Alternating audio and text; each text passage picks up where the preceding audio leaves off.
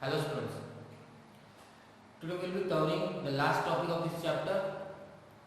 We will be completing this first chapter, that is nature and significance of business, why the business is important, what is the nature of business. So moving to the last topic, in the previous video, we have talked about the types of industry, types of business activity, and types of business activity covers two types, that is business, industry and commerce. In the previous video we have covered the topic industry, we have covered the types of industry, primary, secondary and tertiary industry. Primary was including extractive and genetic industry, secondary includes the manufacturing as well as construction industry, and the tertiary is all about service provided to the primary and secondary industry. Commerce is nothing more than, it's a part which is known as actually a part of tertiary industry, a servicing sector. So what is commerce? We will discuss this today, and what are the roles of the auxiliaries to trade or service industry, we can say that. Okay. So moving to the definition of commerce, we can say all those activities which are necessary for facilitating exchange of goods and services. Means primary industry and secondary industry are the backbone, or we can say are the industry which take out the resources or produce the natural resources or extract the natural resources, and secondary industry convert into useful goods. But the thing is, how the activities of primary and secondary can be easier, how the exchange of goods and services can take place is totally depend on the activities, and all these activities are covered into the commerce. So what is commerce? All the activities which make the exchange of goods and services easier is known as commerce industry. Okay. Now commerce includes two types, that is trade and auxiliaries to trade. So while reading of the commerce, we further divide the commerce into two parts. First is the trade part and second is the auxiliaries to trade. Now what is trade? Everyone knows trade मतलब purchase or sale. ठीक है, खरीदना और बेचना is a part of trade. Okay. Now when we speak about trade, we can say trade is refers to buying and selling of goods and services with the object of earning profit. Means what is trade? We can say refers to buying and selling of goods and services with the object of earning the profit. Is a trade. Trade का मतलब क्या होता है? कोई भी trading activity होती है, means मैं परचेज कर रहा हूँ किसी से और सामने आपको सेल कर रहा हूँ. तो परचेज किससे करेंगे अपन? मैन्युफैक्चरर से. मैन्युफैक्चरर हैज, जो मैन्युफैक्चरिंग सेक्टर है, secondary industry has produced the goods for the consumer. Now how the manufacturer will be selling the goods to consumer? Door to door थोड़ी जाएगा. ठीक है, अगर उसकी इंडस्ट्री मुंबई के अंदर है या पुणे के अंदर है, तमिलनाडु में, तो वहां से वो कहां तक? डोर टू डोर थोड़ी ओवर इंडिया जाएगा, नहीं जा सकता ना. तो here comes the commerce industry, commerce sector, and that covers the trade first of all. Now trade can be subdivided into two parts. First is internal trade and second is external. नाम ही समझ में आ जाता है. Internal trade में trade within the country is internal trade. External trade means the trade outside the world, or sorry, outside the India with the other countries, or transaction with the other countries are known as external trade. So internal trade means the trade within the country includes the two things, wholesale and retail. Everyone knows wholesale का मतलब क्या होता है? Wholesale industry basically buys a huge amount of goods from the manufacturer and sell it to the small quantity of goods to the retailer. Now retailer and retail what do? They purchase a small quantity of goods from the wholesaler and sell it directly to consumer. Because wholesaler में क्या होता है? Wholesaler में हर जगह available नहीं होगा. They are at the middle point of the city. Okay. Now manufacturer sends a good to the wholesaler in a bulk because they have the finance amount. Wholesale जो business करते हो, finance अच्छा होता है, तो वो डायरेक्टली एक bulk amount में परचेज कर सकते हैं मैन्युफैक्चरर से. होलसेलर क्या करता है? बाद में जो छोटे छोटे रिटेलर्स होते हैं, गली के अंदर होते हैं, गली मोहल्लों के अंदर होते हैं, उनको छोटे छोटे parts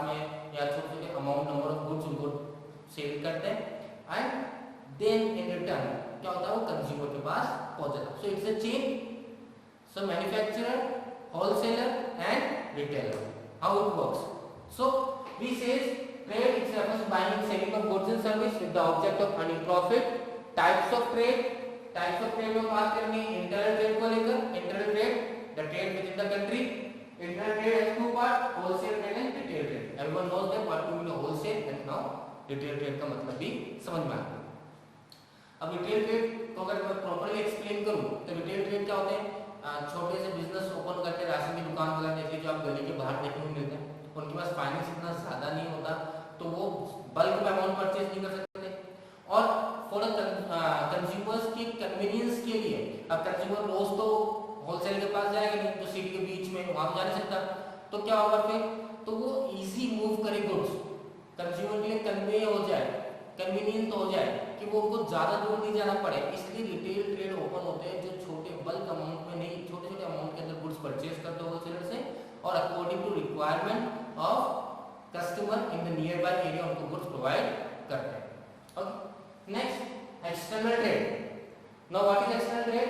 the trade with the other countries outside the India is known as external trade. Include import. Import means when we purchase the goods from the other country is import. Export means when we sell the goods to the other country, export trade. Then there is a third word which is known as entrepot. ENTERPOT. entrepot. entrepot क्या होता है? हम कुछ नहीं करेंगे, हम एक तरह से मिडिलमैन के रूप में काम करते हैं. हम दूसरी कंट्री से इंपोर्ट करते हैं और किसी दूसरी कंट्री को एक्सपोर्ट कर देते हैं. जैसे एग्जांपल समझिए, हमने दुबई से ऑयल मंगाया, सऊदी अरेबिया से ऑयल मंगाया, क्रूड ऑयल, तेल, ठीक है, पेट्रोल डीजल मंगाया, और कुछ पार्ट उसका हमने क्या कर दिया, श्रीलंका को क्या कर दिया, या फिर हम बोल सकते हैं बांग्लादेश को क्या कर दिया, एक्सपोर्ट कर दिया. तो हमने कुछ प्रोडक्शन नहीं किया, हमने किसी और देश से मंगाया और दूसरे देश में क्या कर दिया, सेंड कर दिया, डिलीवर कर दिया, उसे बोलते हैं entrepot. Clear? Everyone clear about that? So trade includes two type of trades, internal and external. Internal trade includes wholesale and retailer. External trade includes import, export and entrepot. Clear everyone? समझ में आ गया trade का मतलब? तो commerce को हमने trade में divide किया था और फिर ऑक्सिलरीज टू ट्रेड में डिवाइड किया. ट्रेड मैंने आपको समझा दिया. ऑक्सिलरीज टू ट्रेड जो हमने टर्शियरी एक्टिविटी प्रीवियस वीडियो में समझा था, all those activities which is related to servicing sector, banking, insurance, transportation, communication, advertising, ये सब किसका पार्ट है? auxiliaries to trade का पार्ट है. Now understanding briefly, okay, so activity which help the trade are auxiliaries to trade. बहुत simple सा definition. all those activity which help the trade, जो trade को help करता है वो क्या है? auxiliaries to trade है. मतलब ट्रेड को इजीली होने में जो मदद की जाती है, जैसे ट्रांसपोर्टेशन हो गया, बैंकिंग हो गया, इंश्योरेंस हो गया, ठीक है. अब ये जो ऑक्सिलरी ट्रेड है, ये हिंड्रेंस जो होता है, हिंड्रेंस मींस रुकावट जो आती है क्या करने में, ट्रेड करने में, बिजनेस को इजीली रन करने में, स्मूथली रन करने में जो प्रॉब्लम आती है, उस हिंड्रेंस को क्या करता है? रिमूव करता है. अब कैसे रिमूव करता है उन चीजों को समझते हैं अपन. अगर बात करूं रोल ऑफ कॉमर्स को लेकर और ऑक्सिलरीज टू ट्रेड को स्पेशली में बात करूं, ऑक्सिलरीज टू ट्रेड कैसे हमारा हिंड्रेंस रिमूव करता है, तो understand that making goods available from producer to consumer, producer से कंज्यूमर तक गुड्स इजीली पहुंच जाए, वो जो हिंड्रेंस था उसको कौन रिमूव करता है? उसको ट्रेड रिमूव करता है. और ट्रेड की मदद कौन करता है? ऑक्सिलरीज टू ट्रेड करता है. ठीक है, तो गुड्स जो इजीली प्रोड्यूसर से कंज्यूमर तक पहुंचता है. अब इसमें बहुत सारी एक्टिविटीज हैं जिनको कौन हेल्प करेगा? Auxiliaries to trade. जैसे कि फाइनेंस रिलेटेड जो हिंड्रेंस होता है, बिजनेस स्टार्ट करने के लिए पैसा चाहिए, बिजनेस को रन करने के लिए पैसा चाहिए एंड बिजनेस को एक्सपेंड करने के लिए पैसा चाहिए. मतलब हर एक एक्टिविटी के लिए क्या चाहिए? मनी चाहिए. इसको कौन सी एक्टिविटी है ऑक्सिलरीज टू ट्रेड जो रिमूव करती है हिंड्रेंस को? बैंकिंग. बैंकिंग क्या प्रोवाइड करती है? फाइनेंस. क्लियर? फिर प्रोड्यूसर से कंज्यूमर गुड्स पहुंच जाए, कौन सा हिंड्रेंस है? ट्रांसपोर्टेशन. ट्रांसपोर्टेशन से रिमूव करता है, टाइमली गुड्स पहुंच जाएंगे, है ना. So we say transportation remove the hindrance of place, moving goods from place of production to the market. So it's very important. एक नंबर के क्वेश्चन इसमें से बनते हैं जहां आपसे पूछा है ये कौन सा हिंड्रेंस है, इस हिंड्रेंस को कौन सा पार्ट ऑक्सिलरी टू प्लेट का रिमूव करता है। सो व्हेन आई से hindrance of place, when I say hindrance of place is been removed by transportation. how? Producer से गुड्स कहां पहुंचाएगा, मार्केट तक पहुंचाएगा। मार्केट में कौन है, होलसेलर और रिटेलर, ठीक है। Next warehouse. Warehouse क्या होता है, अब समझिए इस बात को, क्या होता है वेयर हाउसिंग।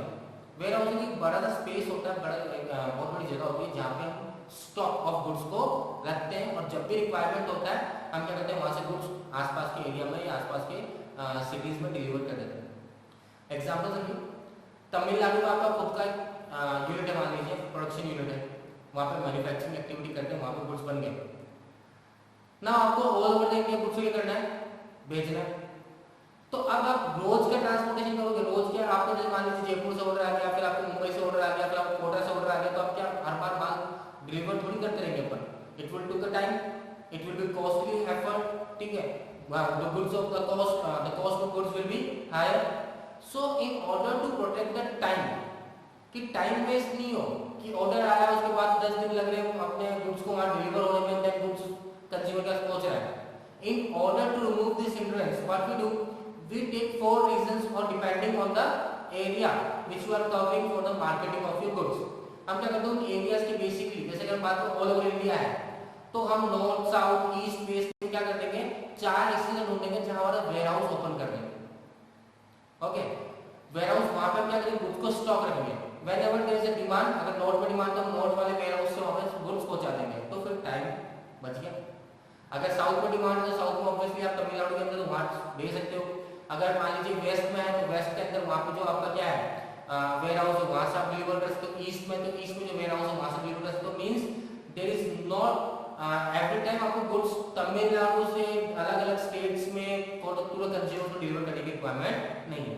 तो वेयर हाउस क्या करता है, warehouse hindrance of time को रिमूव करता है। So we say warehouse removes the hindrance of time.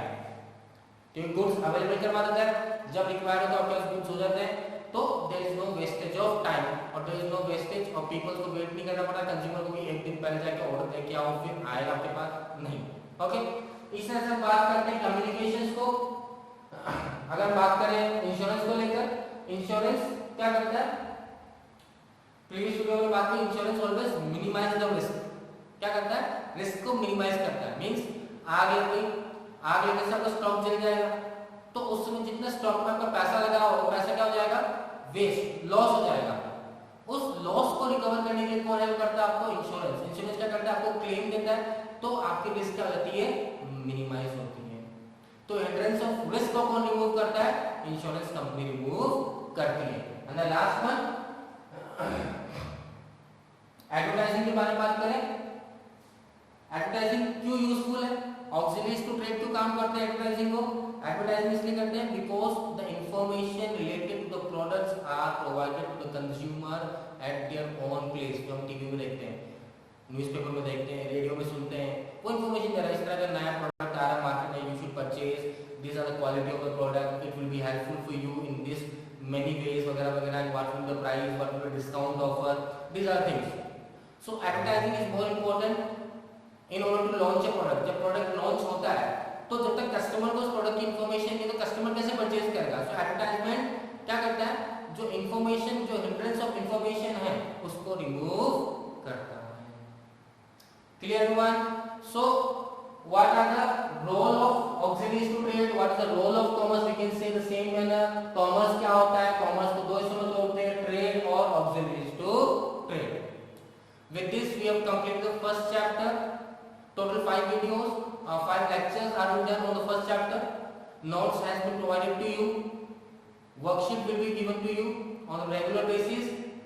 now the most important thing, if you are not going to the lectures, then solving the worksheet will not be possible।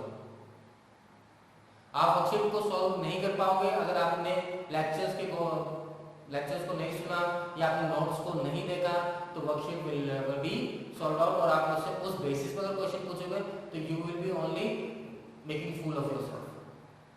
Clear हुआ।